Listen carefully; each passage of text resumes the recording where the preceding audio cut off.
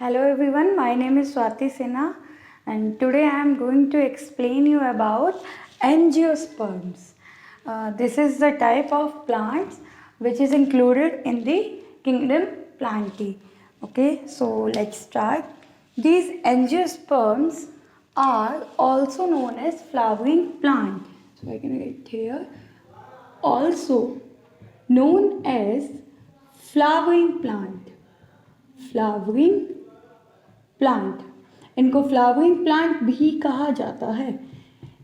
So these are also known as flowering plant. इनको flowering plant इसलिए कहा जाता है क्योंकि सिर्फ यही होते हैं जिनमें फ्लावर्स प्रेजेंट होते हैं as compare to gymnosperm, pteridophytes, bryophytes. सिर्फ एंजियोस्पर्म्स में ही फ्लावर्स प्रेजेंट होते हैं. That's why we call them flowering plant. अब एंजियोस्पर्म्स, एंजियो मीन्स होता है आपका एंजियोन. इस angione means covered and the sperms आया है आपका sperma से, that is sperma, and sperma means seeds. so वो plants जिसमें seeds covered फॉर्म में प्रेजेंट होते हैं आर नोन एज एंजियोस्पर्म्स, और इन एंजियोस्पर्म्स को ही हम फ्लावरिंग प्लांट कहते हैं. ओके, तो अब हम इसके स्ट्रक्चर की बात करते हैं. उससे पहले मैं आपको इस लेक्चर के खासियत बताना चाहूँगी. इस लेक्चर में आपको एंजियोस्पर्मिक फ्लावरिंग प्लांट्स के बारे में बहुत सारी इंफॉर्मेशन मिलेगी. कुछ यूनिक कैरेक्टरिस्टिक्स के बारे में मैं इस लेक्चर में कवर करूँगी. So please see this lecture till the end. Okay, so angiosperms में हमारे पास एक इंफॉर्मेशन है. So the largest angiosperm flower, मैंने कहा अभी इसमें इंफॉर्मेशन हमारे पास बहुत है. लार्जेस्ट एंजियोस्पर्मिक फ्लावर को हम कहते हैं, this is known as eucalyptus. Eucalyptus flower is the largest flower, and the other information is smallest flower. Smallest flower is Wolfia. Wolfia is the smallest flower which is present in the world. Okay, Eucalyptus and Wolfia. Next आते हैं हम इसके structure के बारे में. सो flower, मैंने अभी बताया फ्लावर इसमें सिर्फ एंजियोस्पर्म्स में प्रेजेंट है. तो फ्लावर के बारे में हम बात करते हैं.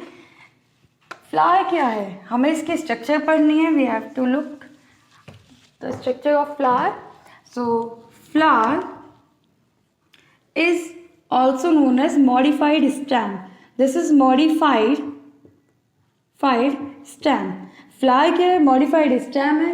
साथ ही साथ flower is the main reproductive unit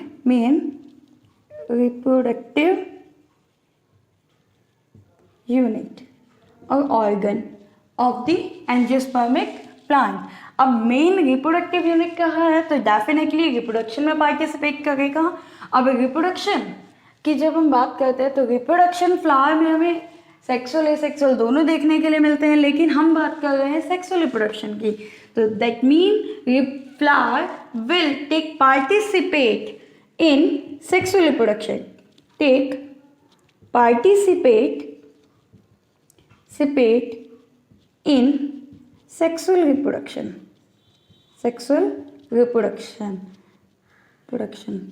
क्योंकि ये सेक्सुअल रिप्रोडक्शन में पार्टिसिपेट कर रहा है, दैट्स वाई इसके पास मेल और फीमेल दोनों ही रिप्रोडक्टिव ऑर्गन्स प्रेजेंट होंगे.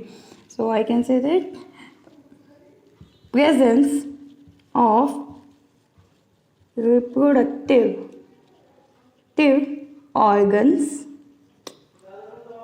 organs. So reproductive organs flower में present होंगे. Now we have to see the structure of TS section of flower.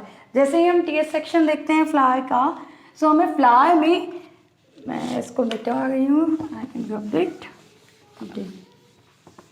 So flower की जब हम structure देखते हैं तो flower में हमें दो तरह की structure दिखाई देती है. First one is flower includes two types of organs.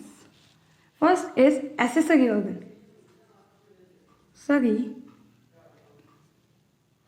organs and the another one is sex organs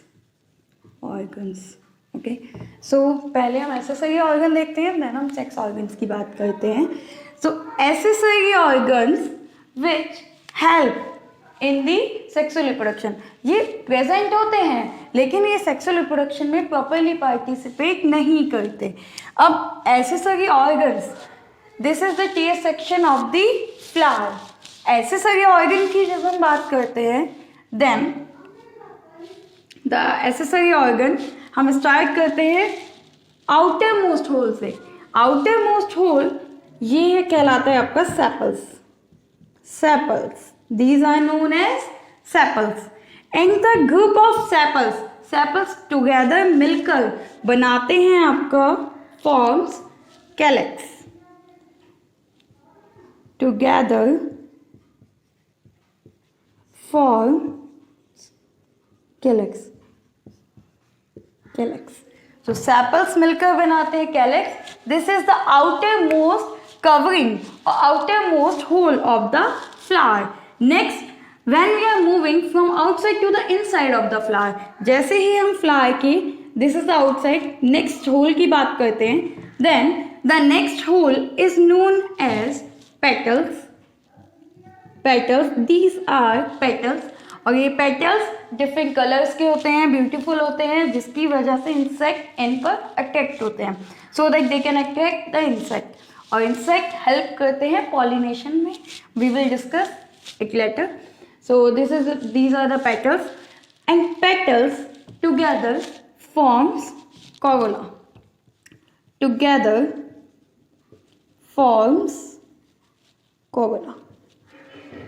Corolla बनाते हैं ओके सो हमने सेपल्स की बात की है देन पेटल्स की these both are accessory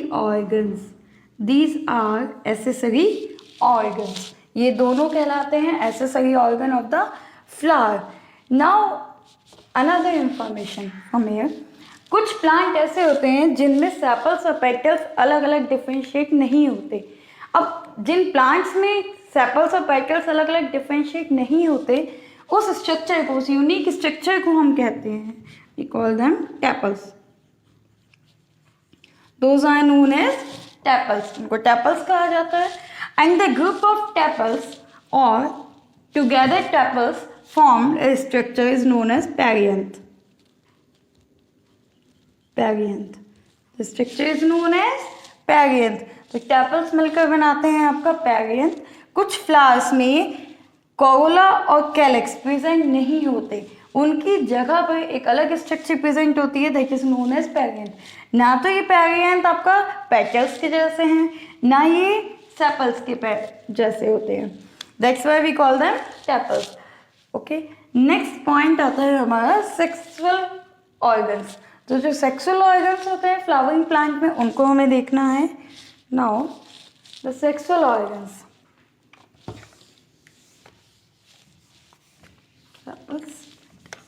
now the sexual organs okay so sex organs की जब हम बात करते हैं there are two main sex organs first is male sex organ and the another is female sex organ now the male sex organ are known as androecium. These are known as androecium. Now the female sex organ is known as gynoecium. This is known as gynoecium. Okay. Male sex organ is androecium and the female sex organ is gynoecium. Now the androecium is also known as stamen. These are stamen. Okay. Now let's see the structure where the stamen are present. So this blue structure is known as stamen. ये stamen है. This is known as stamen. जैसे ही हम flower की T section देखते हैं, हम outer से inner side में मूव कर रहे थे। सबसे पहले हमने आउटर देखा sepals, then petals, now this is the male reproductive unit that is known as stamen. Okay, अब इस स्टैमन में जब आप देख रहे हो इसकी स्ट्रक्चर, तो इसमें आपको दो तरह की स्ट्रक्चर दिखाई दे रही है, this upper swollen part and the lower filament like structure. This filament like structure or stack like structure is known as filament. So I just write it here. This is filament. Filament by which the anther part is attached. This upper part is known as anther. This is known as anther, and the anther is attached with the filament. They combinedly forms a coil stamen. Okay, so male reproductive unit, anther and filament. This is the structure of anther, और ये mail reproductive unit है। अब इसके अंदर ये जो anther है, anther, inside the anther formation of male gamete will occur. Anther में फॉर्मेशन होता है, formation of male gamete that is known as pollen grains. pollen grains. So male reproductive और मेल गैमेट कहलाते हैं आपके pollen grains. इस anther की जब हम बात करते हैं तो इसके अंदर pollen grains की फॉर्मेशन होते हैं. These are pollen grains. pollen grains, okay, which is male reproductive or male gamete. Now we are discussing about gynoecium. So the gynoecium is female reproductive or female sex organ of flower. Gynoecium की जब हम structure देखते हैं, it includes three main parts. First one or upper part is stigma. This is known as stigma. ये stigma कहलाता है. And the another or second part which is stack-like structure is known as style, which help in the formation of the pollen tube which grows throughout the style. This is the cylindrical structure, style. Now the third or last part of gynoecium or the pistil is known as ovary. This is the ovary. Ovary. So gynoecium includes stigma, style, ovary. This stigma will help in the sticky for the pollen grains. This is sticky in nature. Means जैसे ही pollination होगा, at the time of pollination, मैं आपको बताती हूँ pollination क्या होता है. तो pollen grains जैसे ही mature हो जाएंगे, ये move करके किसी insect के थ्रू और वाटर के थ्रू, किसी भी पॉलिनेटर के थ्रू ये पहुंच जाते हैं आपकी दे moving towards the stigma. Stigma में पॉलन ट्यूब, उसके बाद ये ग्रो करते हैं पॉलन ग्रेन्स और ये पॉलन ट्यूब की फॉर्मेशन करेंगे जिसके थ्रू पॉलन ग्रेन्स ओवरी के ओव्यूल पार्ट तक पहुंचते हैं. हम नेक्स्ट लेक्चर में डिस्कस करेंगे कैसे फर्टिलाइजेशन होता है. Okay, so this is the structure of flower. अब एक पॉइंट आता है हमारा ओवरी की. जब हम स्ट्रक्चर देखते हैं, I am copying this. So now the further structure is ovary. अब जैसे हम इस ओवरी की स्ट्रक्चर देखते हैं, this is the swollen part. swollen part है, इसके अंदर जो मेन फीमेल रिप्रोडक्टिव यूनिट होती है उसको कहा जाता है that is known as ovule. This is ovule. Inside the ovule, ये ओव्यूल ओवरी की वॉल से अटैच रहता है with the help of placenta. Attach with ovarian wall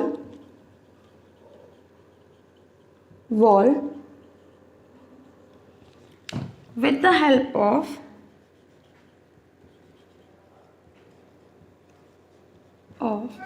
placenta placenta के थ्रू ये अटैच रहता है। ओके, अब इस ओव्यूल के अंदर ऐसा क्या है जो फीमेल गैमेट की फॉर्मेशन करता है? So this ovule will includes a structure that is known as embryo sac. This is known as embryo sac. ये स्ट्रक्चर कहलाती है embryo sac. फिर मैं इधर भी मेंशन कर रही हूँ, ओवरी